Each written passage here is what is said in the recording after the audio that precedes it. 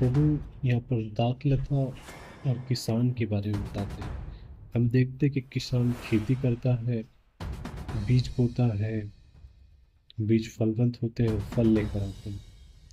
और आगे वचन कहता है, जो डाली मुझ में है और नहीं फलती, उसे वह काट डालता है। जो डाली प्रभु में है, प्रभु यहाँ पर अपने आप को किसान बता रहे हैं। अब किसान बीज बोता है ताकि उसमें फल लगे। अगर उसने बीज बोया है और उसमें फल भी नहीं लग रहे हैं, तो वो किसान उसे 1 साल देखेगा, 2 साल देखेगा, 3 साल देखेगा। समय तो फल का है लेकिन उसमें फल नहीं लग रहे, तो क्या करेगा? वो उस पेड़ को काट देगा क्योंकि उसमें फल नहीं है, क्योंकि उसे फल के लिए लगाया था लेकिन उसमें फल नहीं है। इसलिए फल होना बहुत ज़रूरी है। परमेश्वर चाहता है कि आपके जीवन में फल। प्रभु ने अपने आप को किसान से कंपेयर किया है, किसान बताया है। मेरा पिता किसान है और सच्ची दाखलता मैं हूँ, और मेरा पिता किसान है। जो डाली मुझ में है वो नहीं फलती। यहाँ पर प्रभु अपने आप को एक पेड़ की तरह बता रहे हैं। वो डाली उसमें है और जो फल नहीं रही है, प्रभु उसे क्या करता है? काट देता है। और जब उसे काट देता है तो वो सूख जाती है और लोग उसे आग में झोंक देते हैं। इसी तरह हमारा जीवन भी है। प्रभु ने हमें इसलिए बचाया है कि हम फल लेकर आए और हमारा फल प्रभु में बना रहे। लेकिन जब हम प्रभु के काम के नहीं हैं, प्रभु ने अनुग्रह किया है, पर दया की है, हमें नया जीवन दिया है, हमें बचाया है, लेकिन फिर भी हम प्रभु के काम को नहीं कर रहे, प्रभु के काम के महत्व को नहीं समझ रहे, हम अपने ही जीवन में व्यस्त है, अपने ही कामों में व्यस्त है। प्रभु का वचन कहता है कि जो डाली मुझ में और नहीं फलती, मैं उसे काट दूं। फिर ऐसे व्यक्ति से परमेश्वर को कोई लाभ नहीं।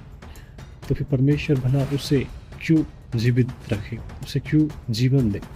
क्योंकि हम सब एक उद्देश्य से जी रहे हैं। अगर हम परमेश्वर के काम के नहीं हैं तो हमें संसार से प्रभु अपने पास बुला लेगा। लेकिन जब हम उसके काम के लिए हैं, और जो काम और जो योजना हमारे जीवन से है, उसे जब तक हम पूरा ना करें, जब तक हम संसार में रहते हैं, और जैसे वो समय पूरा होता है तो परमेश्वर हमें अपने पास बुला लेता है। जैसे आगे वचन कहता है कि तुम तो उस वचन के कारण जो मैंने तुमसे कहा है शुद्ध हो।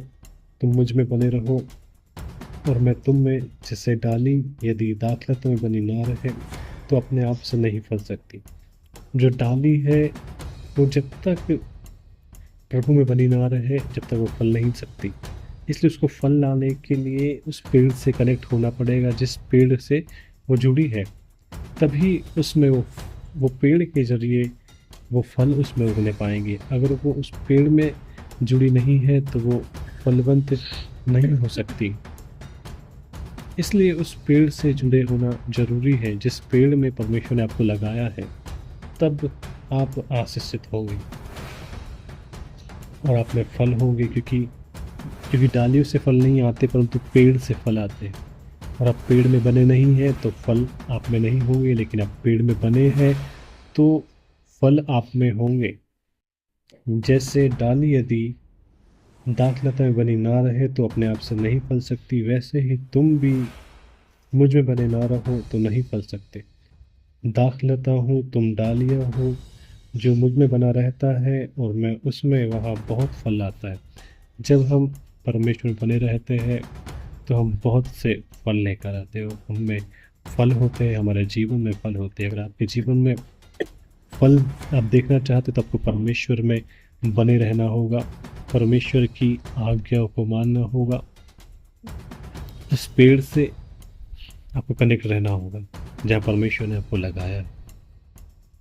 और आगे वचन कहता है, तुम डालियाँ हो जो मुझ में बना रहता है और मैं उसमें, वह बहुत फल लाता है, क्योंकि मुझसे अलग होकर तुम कुछ भी नहीं कर सकते।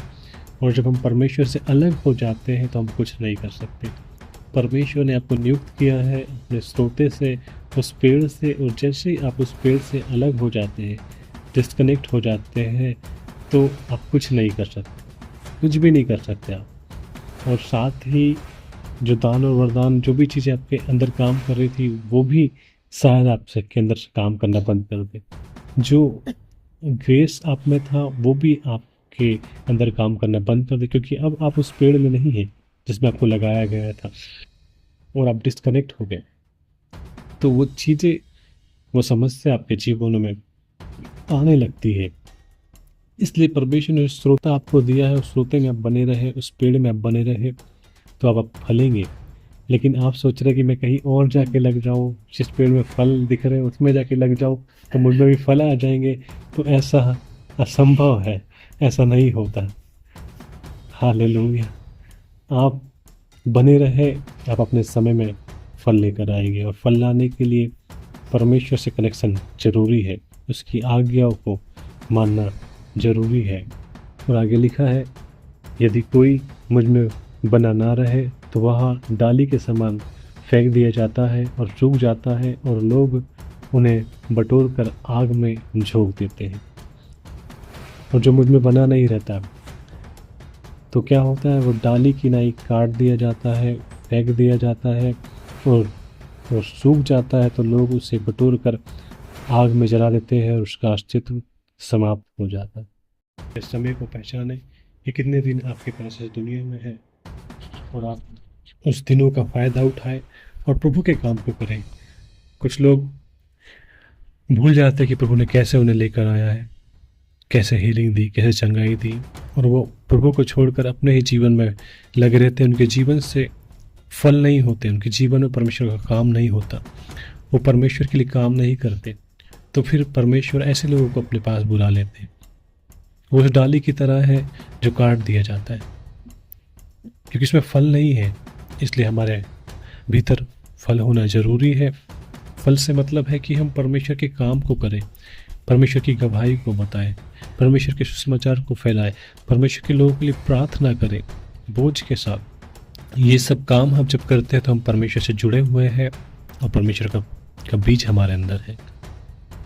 तो इसलिए परमेश्वर ने आपको एक उद्देश्य के साथ इस दुनिया में रखा है। एक समय है आपके पास, एक आयु है, और उतना ही जीवन आपके पास है। तो आप भी अपने काम को पूरा करें जिस उद्देश्य से परमेश्वर ने आपको यहाँ पर रखा है। जैसे मैं और भी सेवकों को पढ़ रहा था, उन्होंने कहा कि अब मेरा कूच करने का समय आ गया, अब मेरे जाने की घड़ी आ गई है, और मुझे इस संसार से कुछ करके परमेश्वर के पास जाना है। अब उन्हें मालूम है कि उनका जाने का समय आ गया, और उन्हें क्या किया कि मैंने अपनी दौड़ पूरी की है। हम एक दौड़ में है, हम सबों को अपनी दौड़ पूरी करके अपने परमेश्वर के पास जाना है। तो आप भी अपनी दौड़ को पूरी करने की कोशिश करें। कोई अधूरे समय में परमेश्वर के पास ना पहुँचे, परंतु अपने पूरे समय को पूरा करके, उस सेवा को, उस दौड़ को पूरा करके परमेश्वर के पास पहुँचे, क्योंकि हम सब एक दिन परमेश्वर के पास जाएंगे। तो इसलिए अपने अपने काम को जो परमेश्वर ने आपके जीवन में सौंपा है उसे पूरा करें, और फिर आप परमेश्वर के पास जाएं, ताकि आपको हियाब होगी आप उसके सामने जाएं। क्योंकि आपको होमवर्क दिया गया था और आपने होमवर्क पूरा नहीं किया, और समय आ गया है कि अब होमवर्क चेक किया जाए। और जब आपकी कॉपी में होमवर्क नहीं है तो आप अपने चेक करने वाले के पास नहीं जाएंगे, और डरेंगे कि आपने होमवर्क पूरा नहीं किया, और आप छुपेंगे। लेकिन जिसने उस काम को पूरा किया वो आगे जाके खड़ा होगा हियाब के साथ, और कहा कि हे स्वामी, जो तूने काम दिया था उसे मैंने पूरा कर दिया, और दृढ़ता के साथ खड़ा होगा, और उसका स्वामी हर्ष के साथ उसकी कॉपी को चेक करेगा। तो ऐसे ही हम संसार में उस काम को करने के लिए आए हैं जिस काम के लिए प्रभु ने भेजा। जब हम उसे पूरा करेंगे तो प्रभु के सामने हमारी प्रशंसा होगी, तारीफ होगी, और जब हम तारीफ पाएंगे, हम मुकुट पाएंगे, हम प्रतिफल पाएंगे, तो हमें खुशी होगी कि हमने परमेश्वर के काम को पूरा किया। तो प्रभु हमारे हर काम में हमारी सहायता करता है। तो परमेश्वर ऐसे हमारे काम से प्रसन्न होता है। ये तो संसार का काम था, लेकिन हमें असल में प्रभु के काम को पूरा करना है, ताकि मसीह की उस दौड़ को पूरा करें जिस दौड़ में आप और मैं दौड़ रहे हैं। हमारे जीवन से उद्देश्य और योजनाएं हैं, उन योजनाओं को हमें पूरा करना है अपने जीवन से, ताकि हमें फल हो। जब हम पिता के पास जाए तो हमारी प्रशंसा हो कि देखो, इस बेटे ने उस काम को पूरा किया। तो आप अपने बुलाए जाने को समझें और उस काम को सीरियसली करें। जब आपको सौंपा जाता है उस काम को आप पूरा करें। ताकि परमेश्वर आपको आशीष दे। तो ऐसे ही आप भी इस संसार में भेजे गए हैं किसी काम के लिए, और एक समय के साथ जब समय पूरा होगा तो आपको भी जाना पड़ेगा अपने भेजने वाले के पास। अब कई लोगों को वहाँ से आने की इच्छा नहीं हो रही थी, वो संसार बहा रहा था, मुंबई की चकाचौंध उनको भा रही थी और वो जाना नहीं चाह रहे थे, और उनको जाने का दुख और निराशा थी। लेकिन समय पूरा हुआ तो शहर को छोड़ के जाना पड़ा, क्योंकि उतने दिन की ही हमारे पास परमिशन थी कि हम वहाँ रह सकते, उससे ज़्यादा रहने की अनुमति नहीं थी। तो उस अनुमति के अंदर ही हमें उस शहर से जाना पड़ा। तो ऐसे ही संसार में भी हमें एक अनुमति मिली है, हमारे भेजने वाले ने हमें यहाँ भेजा है। लेकिन लोग संसार की चकाचौंध में होकर भूल जाते हैं परमेश्वर के काम को, लेकिन हमें परमेश्वर में बने रहना है, उसके काम को करना है, ताकि हम समय रहते उसके काम को पूरा करें और मसीह में अपनी दौड़ को पूरा करें। इस वचन से प्रभु आपको और मुझे आशीष दें। God bless you all. प्रभु के नाम की महिमा हो। आमीन।